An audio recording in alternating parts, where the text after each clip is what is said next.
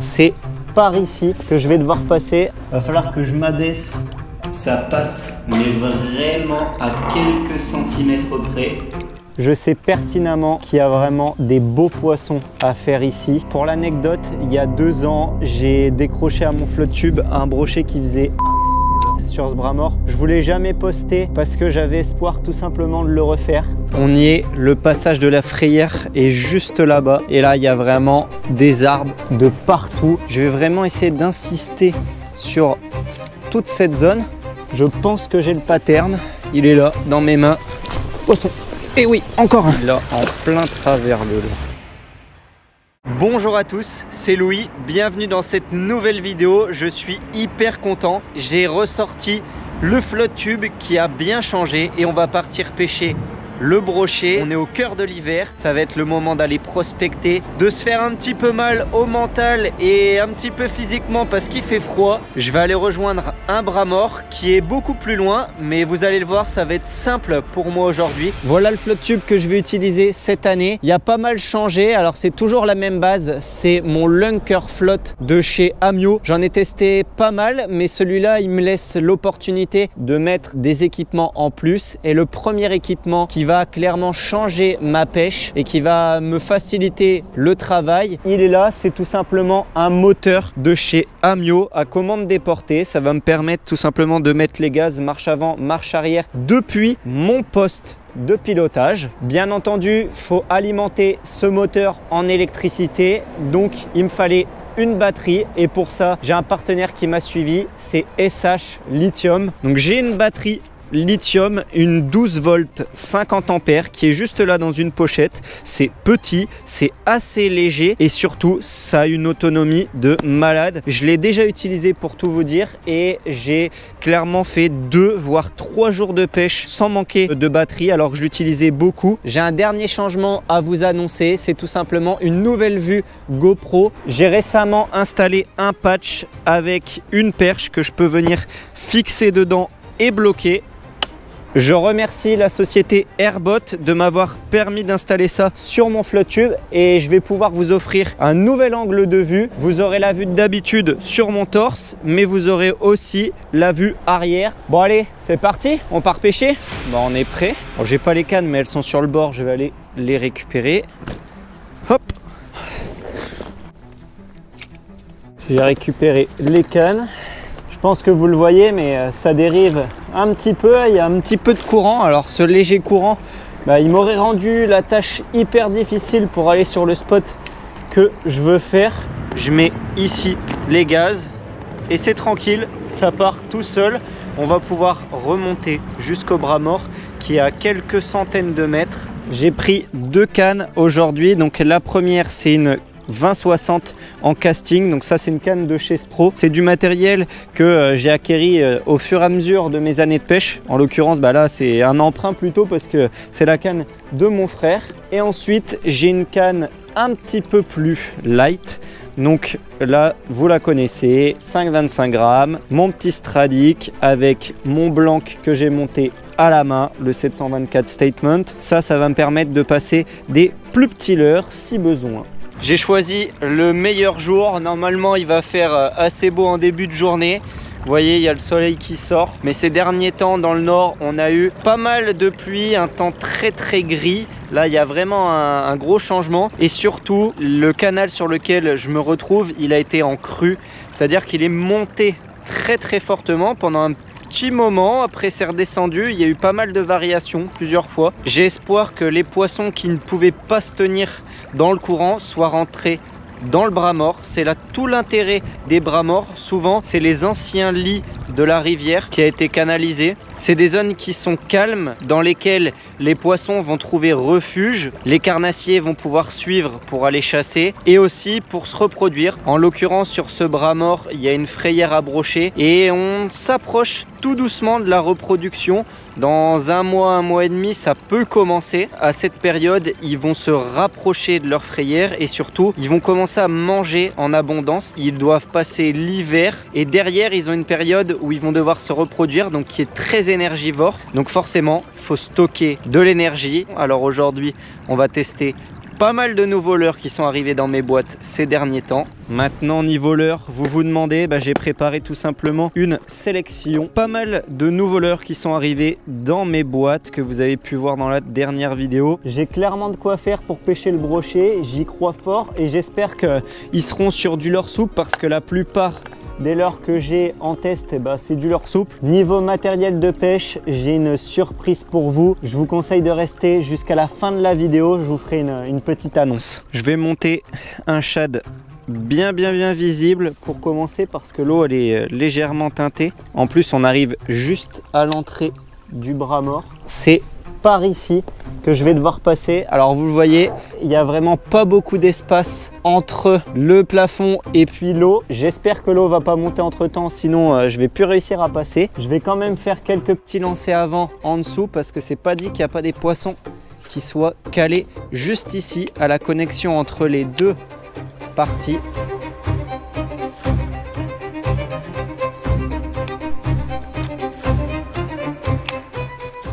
C'est quand même assez profond là en dessous. Vous allez voir ce qui se cache derrière, c'est encore plus beau. On va aller sur pas mal de spots que j'ai pas trop l'habitude de pêcher puisque d'habitude je descends autre part en flotte tube. Il va falloir que je m'abaisse pour réussir à passer là-dessous. Ça passe tout juste avec le moteur. Ça passe mais vraiment à quelques centimètres près. Et on y est.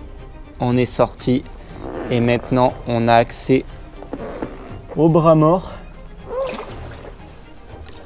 Regardez-moi ça là.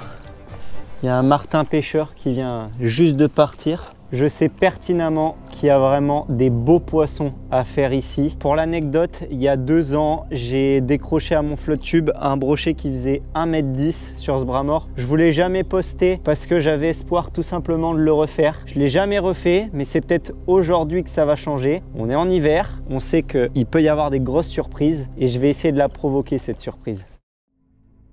Allez, je vais mettre les premiers coups de ligne. Ici, je sais que je suis sur une zone très peu profonde. C'est vraiment l'entrée du bras mort. Souvent, il y a quelques brochets qui y traînent parce que les blancs, les carpes, y passent. C'est une zone de passage en fait. On va pêcher doucement parce que l'eau est froide. Je le ressens dans les pieds.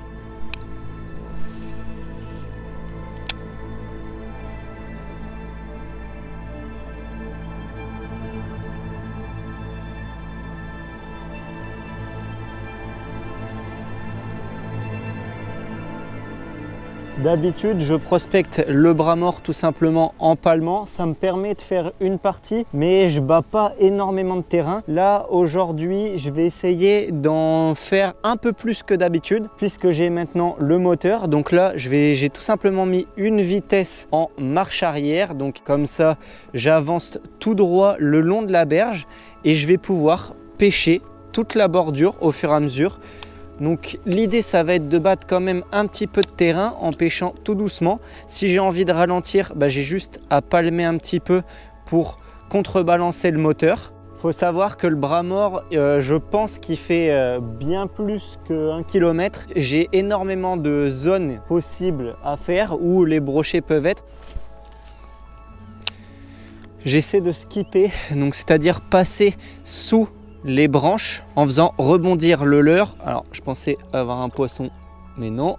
Je me suis accroché dans des branches. Alors là il y a des racines, mais en fait l'idée c'est de passer le leurre sous les branches de façon à aller chercher dans les zones les plus encombrées et c'est souvent là que les brochets ils se planquent. Donc je vous montre, on fait glisser le leurre. Ah.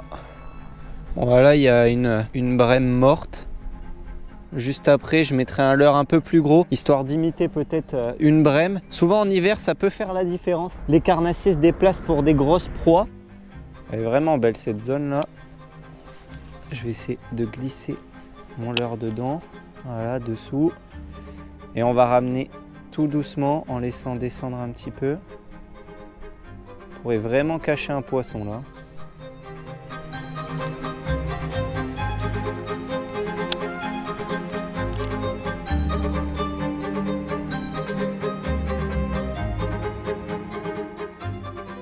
Allez, premier leurre trouvé de la journée, c'est du dur. Je vais récupérer tout le fil pour pas le laisser traîner dans l'eau. C'est ça le plus important. T'as regardé tout ce que je retire de l'eau, c'est incroyable. C'est affolant.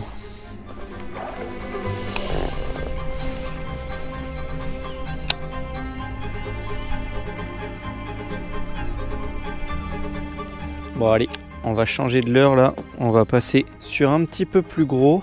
Je vais essayer celui-là. Il y a une tête plombée de 5 grammes. Je fais pas des trop gros lancers, c'est juste déposer le leurre sur la bordure. Je le ramène tout doucement celui-là. Ça nage super bien. Je suis en train de trembler tellement il fait froid. J'ai été contraint de sortir de l'eau pour faire une petite pause et me réchauffer. J'ai laissé le flotte en bas, là je vais y retourner. Ça fait 3-4 heures que j'essaye d'insister dans cette eau froide, de faire tourner les leurres souples, mais ça n'a pas l'air d'être ce qui fonctionne. Pas trop envie d'y retourner, mais il faut... On va se remotiver, on va se remettre dedans là, les pieds ils ont un petit peu réchauffé. Je sais pas encore combien de temps je vais tenir, de toute façon là on va vite être pressé par l'heure. Le soleil est en train tout doucement de diminuer, là on arrive sur la fin de journée. En hiver ça se couche tôt, 16h40, il fait déjà noir, donc il va falloir que je pense à faire demi-tour pour rentrer. Je vais essayer le pike collector avec une tête en 5 grammes là, ça a une autre action complètement.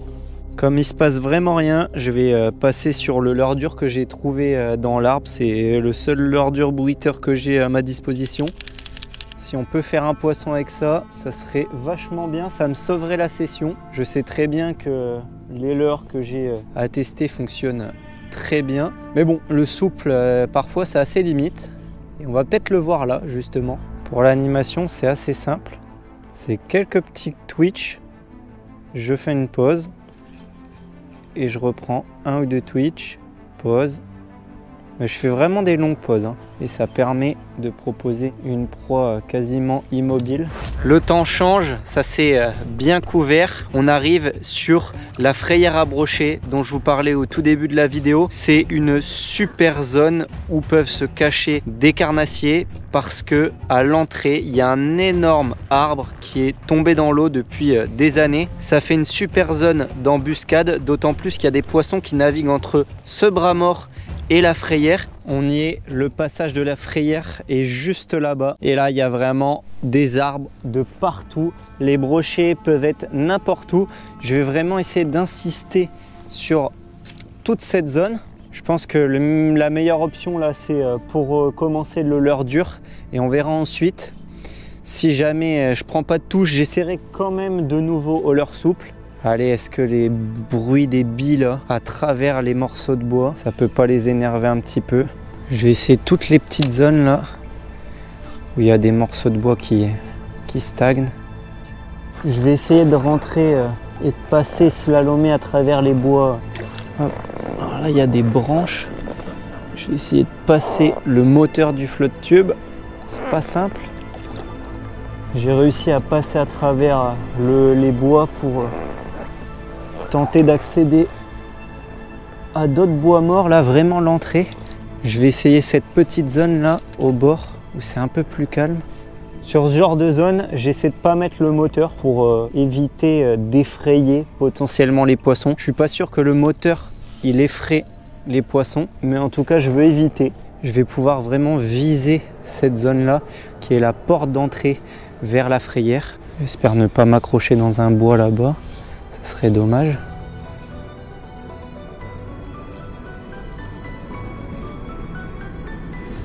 Poisson.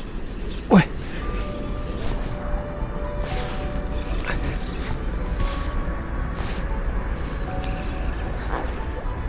Wow. Alors là, il est dans les branches là. Faut que je le sorte tout de suite. En plus, c'est un beau poisson. Ah, il était juste à l'entrée là. Ah, je sens que ça frotte. Je le vois. Je le vois là, il est pris dans une branche. Oh, je vais le perdre. Je risque de le perdre là, je le vois. Non, non, non, ne bouge pas. Ne bouge pas. Ah, c'est bon. Il est sorti de la branche. Faut que je sorte là. Je vais sortir des branches. Pouah, il l'a coffré. Hein. Oh. Allez les plusettes. Oui. Oh yes. Oh, ça fait des jours. Ça fait des jours que je l'attends ce poisson. Des jours que je ponce pour enfin en avoir un. C'est un beau poisson en plus. Ça fait un bon 60 là. Oh, il a en plein travers le leurre. Et voilà. Il fait tellement plaisir. Ça fait à peu près 65. Je pense que je vais aller me mettre au bord pour le mesurer. Juste ici, il y a le passage vers la frayère, qui est une zone interdite de pêche. Ici, on a le droit d'y pêcher au bord. Tac, on a un poisson qui fait 74. Et il m'a nécessité des heures de traque dans ce bras mort. Je pensais qu'ils allaient vraiment se rapprocher de la frayère, justement, qui est juste là où je l'ai fait, pour commencer à manger et puis être prêt pour la reproduction. C'est peut-être pas encore le cas, mais il y a encore des spécimens qui traînent, notamment celui-là.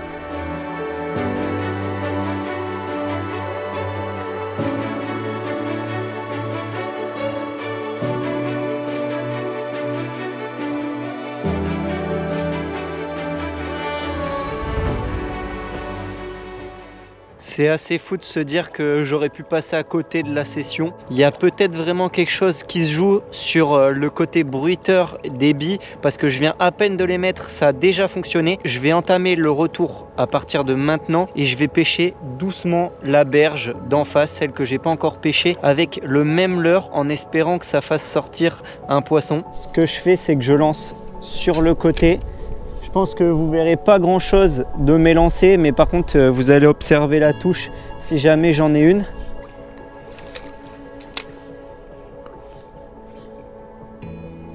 Poisson. Et oui, encore un. Tout de suite. Ah bah c'est vraiment les billes. Hein. C'est vraiment les billes qui fonctionnent. Oh. Puis il n'y a pas hésité. Hein. Il y a la gouache malgré qu'il fasse froid. Wouhou! Oh non, je le décroche. Haha, il était piqué juste sur le bord. Ah, je pense que j'ai le pattern. Il est là, dans mes mains.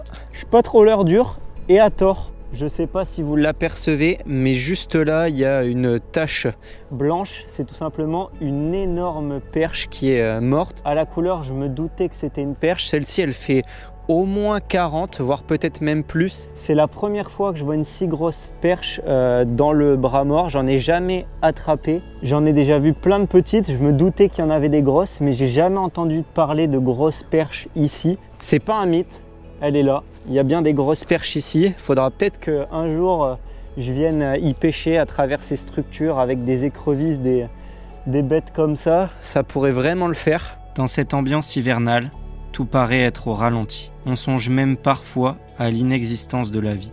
Et pourtant, d'un œil curieux, j'ai pu apercevoir les foulques macroules qui se sont rassemblées pour passer l'hiver ensemble. C'est leur manière à eux de se protéger des prédateurs à cette période. Les pinsons des arbres se rassemblent aussi et se mettent à chercher les graines restantes pour se nourrir. Certains rouges-gorges refusent même des vacances dans le sud pour passer l'hiver. On dit qu'ils deviennent sédentaires et reste dans le nord, aux côtés du plus petit oiseau d'Europe, le troglodyte mignon. C'est à la vue de la pêche infructueuse du grèbe-huppé que j'ai compris. Il était plus raisonnable de rentrer au chaud ce soir-là. J'ai une grosse annonce à vous faire. À partir de maintenant, j'ai un site internet qui devient partenaire de la chaîne. C'est l'heuredepêche.com. Vous pourrez retrouver le lien juste dans la description en dessous. De mon côté, tout le matériel que j'utilise, je mettrai des liens qui vous amènent vers ce site internet pour que vous puissiez vous y retrouver beaucoup plus facilement et que vous puissiez commander. Ça me tient à cœur de vous promouvoir du matériel qui est accessible. Vous retrouverez normalement des prix attractifs et en plus de ça, je vous ai négocié un code promotionnel qui est valable toute l'année, un code de 15% sur toutes vos commandes sur le site l'heuredepêche.com. C'est le code SPARCIA. Vous le retrouverez en description de toutes mes vidéos à l'avenir. Faites-vous plaisir s'il y a du matériel qui vous intéresse. On se retrouve très prochainement pour de nouvelles vidéos. Si vous avez aimé mon travail, eh bien c'est le moment de vous abonner à ma chaîne YouTube et surtout de mettre un retour en commentaire. Je l'attends et j'adore avoir vos retours dans l'espace commentaire juste en dessous. Merci à tous, c'était Louis. Ciao, ciao!